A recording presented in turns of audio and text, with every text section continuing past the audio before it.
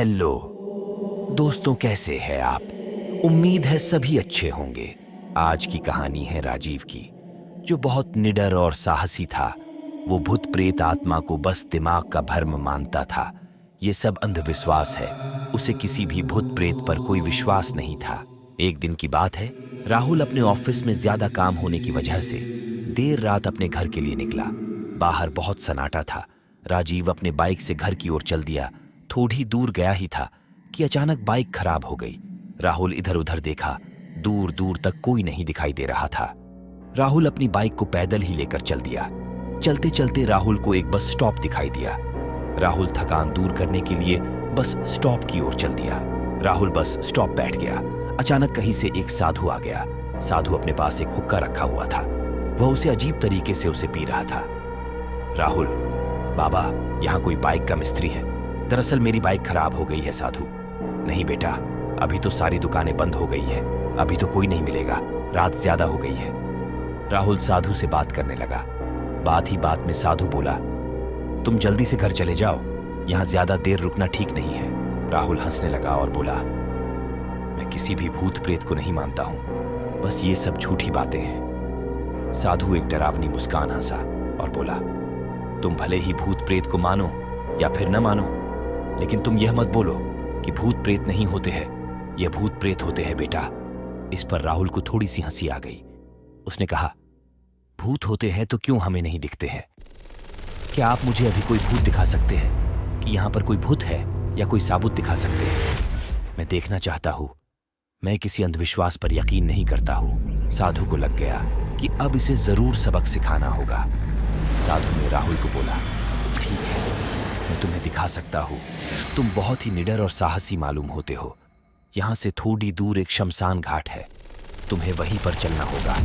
फिर क्या था, राहुल और साधु दोनों शमशान घाट की ओर चल दिए।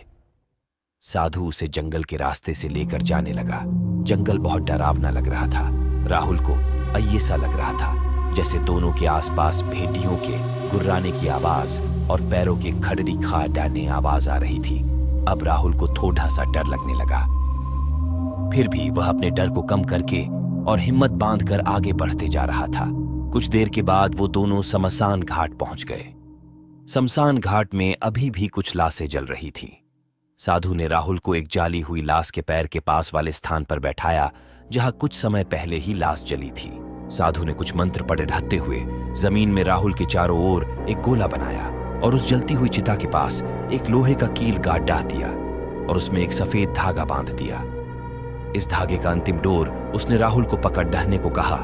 अब राहुल को डर लग रहा था। उसकी सांस तेज हो गई थी और साथ ही उसके हाथ पैर भी सुन्न हो गए। फिर भी डरते डरते से उसने धागे को पकड़ लिया। साधु कुछ मिठाई लिया था। उसने मिठाई को जलती हुई चिता के चारों ओर धागे के पास ही एक लाइन में रख दिया। उसके बाद साधु ने राहुल को बोला, अभी कुछ आत्मा इस मिठाई को खाने आएगी। जब तक वह इसको खाकर चले न जाए, तब तक तुम अपने हाथ के धागे को मत छोड़ना। यदि तुम ऐसा करते हो तो तुम्हें भरी कीमत चुकानी होगी। और फिर साधु ने मंत्र बोलना शुरू कर दिया।